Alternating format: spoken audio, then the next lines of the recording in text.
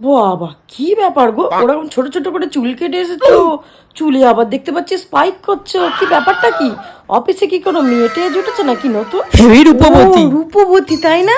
এই শোনো, সংসারে টিকে থাকতে গেলে না রূপবতী নয়, গুণবতী হতে হয়। সে তোমার নেই বলে কি বলছি। বললে তুমি? আমার রূপ নেই বলে আমি এত বড় বড় কথা বলছি? কোথায় না, সে না, বললো? কথা ঘোরালে তো হবে না, কথা ঘোরালে তো হবে না, সেটাই তো তুমি বলছো। আমি কি কিছু বুঝতে পারছি না নাকি? বাবা আমাকে বারবার করে বিয়ে করেছিল, করে তো প্রেম টেম করেনি, আমি তো শুনিনি আমার বাবার কথা। আবার শুরু এখন হয়ে তো গেল। আমি কোথাও যেতেও পারবো না, দেখাশোনা করে বিয়ে দিলে নয়, অন্য কথা ছিল। তুমি আর কিছু বলবে কেন? তোমার চাল চলন কি আমি বুঝতে পারছি না নাকি? সব বুঝতে পারছি আমি।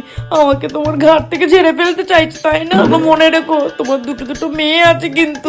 আর তাছাড়া যখন আমি এ বাড়িতে আসি তখন আমি 50 ভরি সোনা, 10-12টা আসবাবপত্র, সেই সঙ্গে ইলেকট্রিকের 50-60টা জিনিস নিয়ে এসেছিলাম। সেইগুলো আগে দাও, তারপরে আমি বিদায় হবো এ বাড়ি থেকে। আসবো না তো কি করবো বলো?